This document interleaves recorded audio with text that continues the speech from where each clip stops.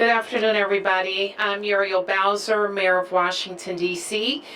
Today, we're at the beautiful Wharf in Washington, D.C. I'm joined by the Chief of Police, the Deputy Mayor for Public Safety and Justice, members of my public safety team, and members of my cabinet.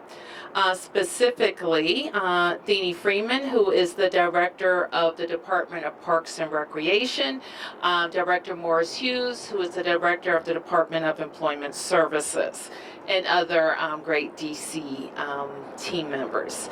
So together, our team works every day to keep our city safe. Our young people safe is keeping our young people safe is always a top priority.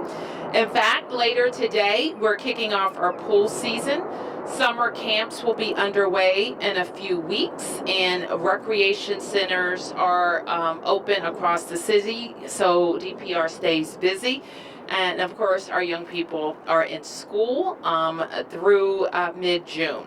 But we want to be clear and transparent about why we're here today. That is because we have seen some concerning trends with how our young people are socializing, and those changes in behavior also require us to change our posture. So we know that young people want to be around one another. That's how teenagers are. That's the nature of teenagers. Some of them are breaking the law, however, and others of them are doing menacing behaviors and activities around the city. So our challenge for families and communities has always been to create safe spaces for teens, safe places for them to be together as well. So I am grateful that DPR has come up with events like the late night hypes and late night drips to keep young people engaged throughout the evening. In this weekend, DPR is activating Holiday Hype, where Banneker will be activated Friday, Saturday, and Sunday evenings from 7 p.m. to 11 p.m., and that's the Banneker Recreation Field. They'll have music, food, games, and a range of activities for teenagers. So if your kid is looking for something to do this weekend, that will be a place where we are providing some programming. I'm also grateful that MPD has been flexible and resourced enough to adjust their posture, often weekend by weekend, night by night. But we need and we will work together with our entire community to change the negative behaviors that we're seeing from some of our young people. I want to announce that I intend to work with our public safety team and the council to introduce legislation to update a few of our curfew policies. But first and foremost, I want to remind parents that they need to know where their kids are in the evenings, who they are with, and what they are doing. You need to know when they're coming home and how they're getting home. We also need parents to know what your kids are doing on their phones and on their social media. We want our young people to be safe. We want them to have positive interactions in the community. And we especially don't want young people who are just trying to do the right thing to get caught up in nonsense and have to be dealt with by the police. So as we head into the summer, let's work together to get this right. So I want to pass it over now to Director Freeman to talk about DPR's plans.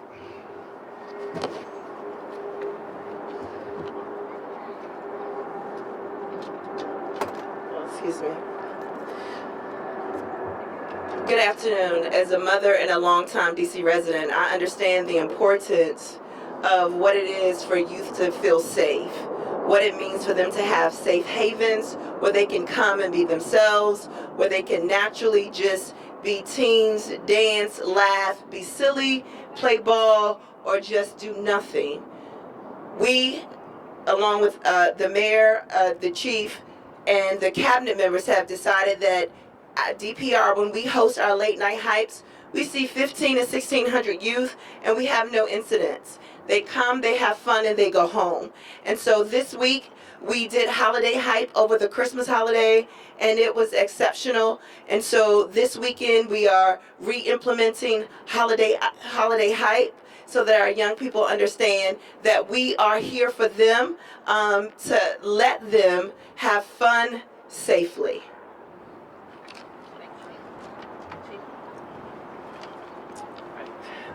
Thank you, Director Freeman, and good afternoon, everyone. I'm Pamela Smith, Chief of Police for the Metropolitan Police Department. I'm going to reiterate what the mayor said. We need parents to know where their kids are and what they're doing and who they're with.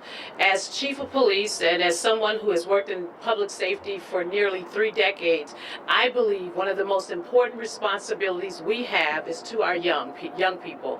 As you know, youth are near and dear to my heart, but we need to protect them and we need to ensure that we're helping them to thrive. I believe that every child deserves a chance to grow into their full potential. What does that mean? That means creating safe spaces, opportunities, and the kind of structure that helps them to make good choices so they can grow into the best versions of themselves. Over the past several weekends, we've seen troubling pattern of large groups of juveniles gathering and engaging in disruptive and sometimes violent behavior. I've heard directly from parents, community members, business owners, and city leaders, all sharing the same concerns. What we are seeing today is different from decades ago. Social media meetups, group chats, and viral challenges are shaping real-world behavior, and oftentimes without parents realizing it. But we need our parents, and we also need our adults, and we need our community to pay attention. Know what your kids are doing online. Talk to them about who they're spending their time with and how they're spending their time, and understand that videos posted in the afternoon can sometimes turn into large, unplanned gathering during the evenings, but also that holds very real life consequences. We've seen groups of juveniles causing disturbances, damaging property, jumping on tables in restaurants, causing affrays and fighting in public spaces, and even engaging in violent behavior. I will say it is all unacceptable, and we will not tolerate this kind of conduct or behavior. But what I also want our youth to hear very clear is that we want you to recreate and have fun, as Director Thiene stated, places and spaces where you can enjoy yourself and just be who you want to be. This weekend, the Wharf, which is private property, and hear me really clear here, is instituting a juvenile curfew from 5 p.m. to 5 a.m. each evening through beginning today through Tuesday, May 27th at 5 a.m. Anyone under the age of 18 must be accompanied by a parent, guardian, or authorized adult over 21 years old, unless they are attending an organized event or dinner. If a young person is here in this space on their own after 5 p.m., we're going to try to encourage them to leave. And if they choose not to, it could lead to an arrest of unlawful entry. We want our young people to enjoy everything our amazing city has to offer, from our parks and recreation centers to city-run events like Director Freeman mentioned with Late Night Hype and Beat the Streets. These are safe spaces and places where youth can come together to connect and engage. I also want to thank Director Freeman for helping us to find a place for our young people to recreate this evening. Banneker Rec Center is located at 2500 Georgia Avenue Northwest. The doors will open tonight beginning at 7 p.m. and we will end at 11 p.m. also to provide a safe space for our weekend, for our young people. Tonight and throughout the weekend, you will see a strong, visible presence of our officers across the city. And anyone who chooses to be disruptive will also be met with consequences. Unlawful behavior will result in an arrest regardless of age. We do have a comprehensive plan in place to ensure a safe and orderly Memorial Day weekend across the city. We are working alongside our DC government partners, community organizations, parents, local businesses in support of our youth and to keep our city safe. As a reminder, citywide curfews currently in place begin midnight on weekends and 11 p.m. on school nights. I want to thank everyone who has been stepping up to support us and to find a solution for a space where our young people can recreate and have fun and enjoy the weekend and evening hours throughout the week. Thank you. Okay, we can take a few questions. Yes, Mark. You mentioned that you were going to send legislation to the council to you used the word update your curfew. What do you plan to change it to, and will it just be citywide changes or locations? And last year you did this, I believe, by declaring an emergency. This seems kind of like a different strategy. We will introduce legislation, likely emergency legislation for the council's next session. My team told me not to say a date because we're going to work on it to get it. We need to talk to the council members so that we will be successful in moving this. But we're going to work expeditiously on it, Mark. And I would say that I've asked my team to look at every tool, and so it could be comprehensive like you suggest, or it could be focused on it could be more focused, but more than likely it will involve making the curfew times earlier. Specific about the earlier time? No, because we're still working on that. A lot of neighbors and ANC commissioners asked for 7 or 8 p.m. Is that under consideration? I would say that it's safe to say that we're in the ballpark. That's in the ballpark. Yes. Obviously, the changes at the Wharf impacted this area, but I know talking to ANC commissioners in Navy Yard, they were hoping to see something similar. Is there anything being done there this weekend to help? Yes, Chief. Yes, one of the things, again, we want people to come to our restaurants, our establishments. It's an amazing place for young people, for adults. What we're having our community outreach officers do today is really to spend some time talking to the businesses. What I would like to see, and I might be getting ahead of myself here, is also having our businesses create something so that there will be no trespassing after a certain hour, right? That will help us to be able to enforce any kind of challenging behavior that we may see with our young people. But it is my hope, let me stay positive in this space. It is my hope that with giving young people a space to go, such as the Banneker Recreation Center, it will defray some of this kind of conduct and behavior that we're seeing. But we do have our community outreach officers in place today, spending time talking to our businesses, because that's important. Yes, sir. I believe the folks at National Harbor did a very similar thing in Prince George's County recently. Did Prince George's police give you a heads up that people may be coming here now instead? So we have a very good relationship with Prince George's County Metro Transit Police Department, and we are all engaged. And when we see large groups of children coming to different areas across the city, or even on the other side, we share that information so that we can pre-position or position our resources to be available to ensure that there's, when the kids are kind of in spaces and places, either they're not acting out, if that makes sense, and when they do act out, we're readily available to address the issue. Did they reach out to you at all? By chance, did they? Like today? No, or when? just in the last couple of few weeks. They have, yeah. We've had many conversations about, again, most of these young people travel either by Metro or by Uber, right? And so when Metro see large groups of young people entering the Metro station, they give us a heads up. They let us know which Metro station they're exiting from. Most of the time, they post a lot of this stuff on social media, or we get information from parents so that we can be prepared to address it. But the relationships, let me say this, with our law enforcement partners in this area is very, very tight, because I think all of us want to see the same thing, the misconduct reduced or not there at all. And more importantly, making sure that we're all, because we're seeing the same thing, right? I mean, it's in Virginia, it's here, it's there. And understand, too, it's not isolated to the District of Columbia. This is happening across the United States. And so this effort is to ensure that we want our children to show up differently, but we also want to make sure that we're giving them a place to do that. Afternoon, Felicia Ashley, ABC 7. There are programs in the district for the youth. Are you all seeing that they are being utilized, and or is there more outreach being done to make sure the kids we hope do benefit from it are coming and showing up? Well, if you heard Director Freeman say, when we have late night hype beat the streets, late night drip, we have almost 1,700 children and families to show up. And what I will say is that when they're in that space, we see nothing across our city. So again, giving them a place to stay, a place to recreate is the best option for us right now. I know when I spoke to some key members in Navy Yard, they mentioned they remember back in the day programs with that taught a lot of kids skills, whether it's mechanical work and things like that. Some say they feel it no longer exists. Has been considered maybe bring back some programs that people felt were efficient, possibly back.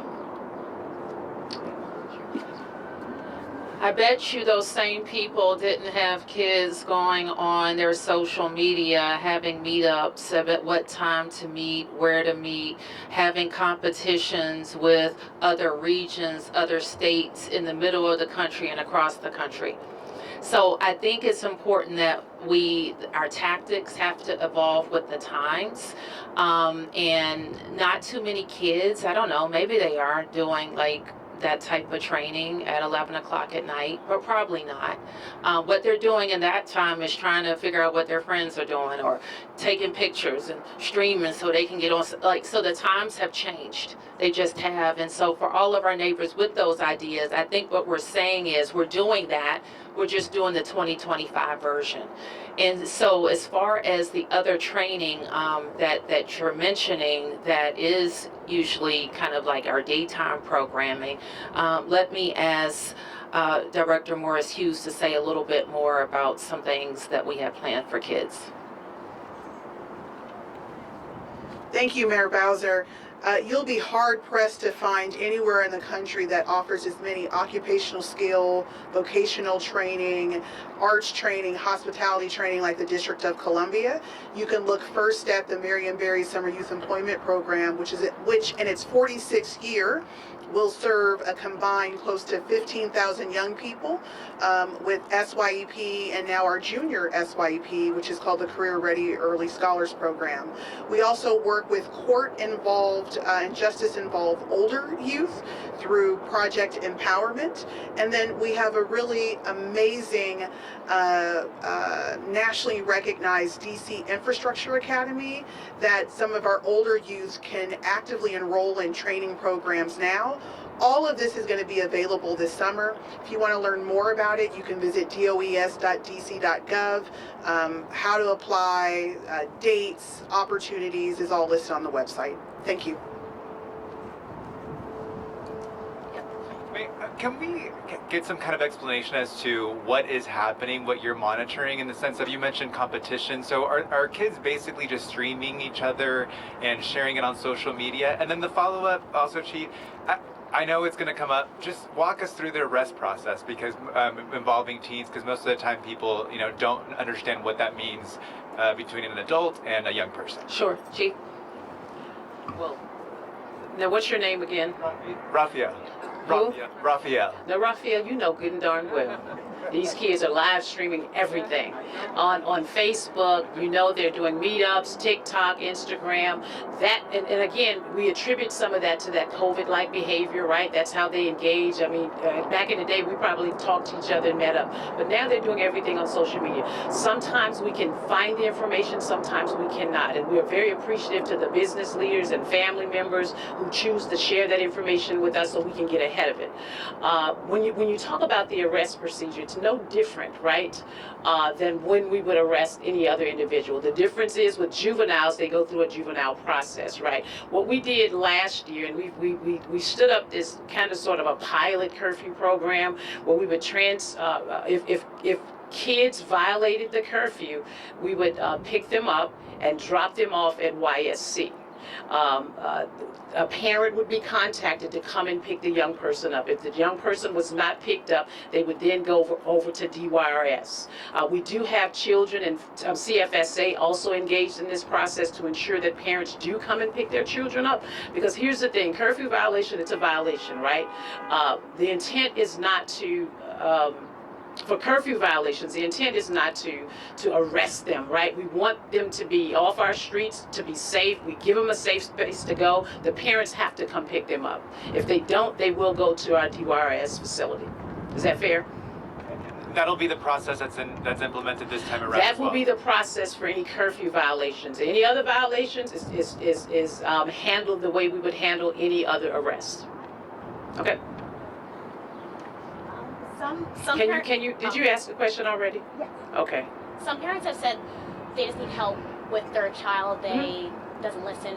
Are there any programs right now that doesn't necessarily lead to arrest, but this parent can't control their child or having challenges? This is who they can call or reach out to before the situation gets worse. Well, I think that this government offers so many resources for our parents, even before they get to that process. We have DHS that offers many programs, Department of Human Services, which offers many programs for our young people. I can't recall what they are. If somebody behind me can, that would be great. So one of the things that we would say, because we hear that a lot, is if our families reach out to CFSA, and met with Director Trice yesterday, you see some community members back here. We have great relationships with our collaboratives.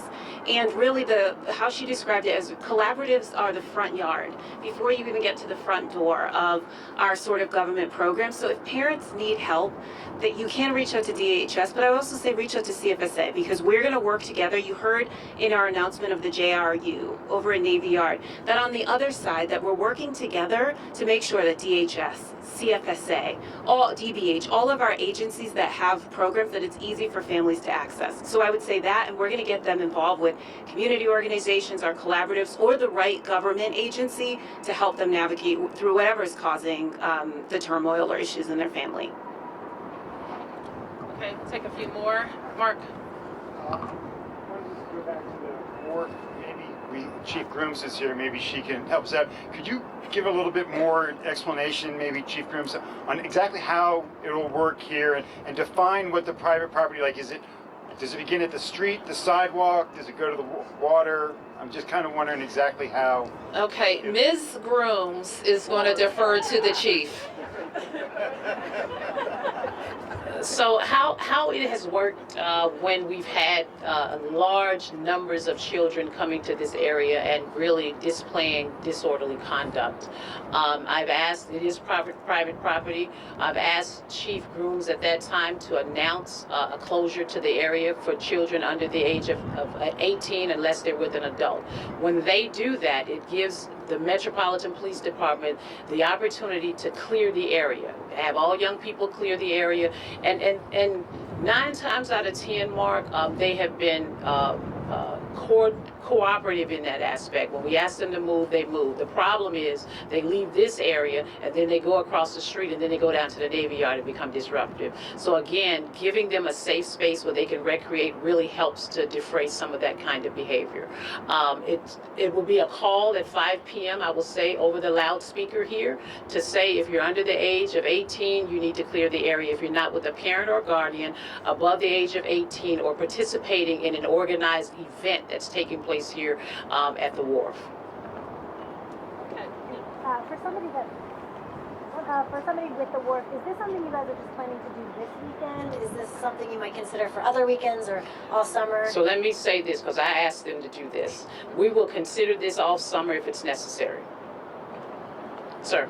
Chief Smith, Yes, one sir. of the things you mentioned was maybe increasing police patrols. The head of the police union this week wrote a scathing letter saying I saw it. Your reaction? I don't have one. There isn't a reason for me to react to that. My responsibility is to ensure that we provide safety around this city. I have the utmost respect for the members of the Metropolitan Police Department, our officers who come out here and do a great job every single day, every single week, and we will continue to support them in their efforts to do that. Sir. Chief, obviously Wednesday's tragedy has some, groups on the edge only because we have a lot of events coming up, some groups perhaps targeted. Your advice as they're navigating, obviously you've increased your presence at places of worship, just how they navigate safety moving forward. Well, one of the things that we're doing even right now is the FBI and the Metropolitan Police Department. I have one of my assistant chiefs meeting with some of the community leaders right now just to talk about exactly what that looks like. Again, the see something, say something has not gone gone anywhere. We want you, if you're seeing things that are happening across our city, to notify us. We will have an increased presence because Pride is coming up, World Pride is coming up. We have a good, robust plan across our city. We're asking, again, if you're out in those spaces and you see something that's a little disturbing or concerning, to please let us know. We certainly, yesterday, the mayor met with the leaders of some of the faith-based organizations, again, to share our sentiments and condolences due to this tragic incident. But she also shared supportive solidarity, right, with things that are happening, not just in our city, but across our nation. So here in D.C., we have a responsibility to make sure that we're keeping people safe, and we're going to do that. Sir. On that same topic, Which- suspect's hotel room in the district was identified and searched. Can you tell us anything about that? That the search of his hotel room, and if anything that you can tell us about being recovered, and if perhaps he had a car that has since been identified since he's been attacked? So I cannot tell you anything about as it relates to the room and anything that they may have found in that space, but we do know that he did not have a car here in the District of Columbia. His car was still at his location, the address in Chicago. Wow. Can I ask Mayor Bowser just to react to the letter from the police union president? I don't really have anything more to say than the chief said, Bob. It's unfortunate when the city was experiencing a real tragedy, shooting where all law enforcement was engaged in this investigation and bringing people to justice and sending the clear message to our community that we're standing together, that one of our labor officials would choose to send a letter at that time. That was an unfortunate decision on his part. But thank you, everybody.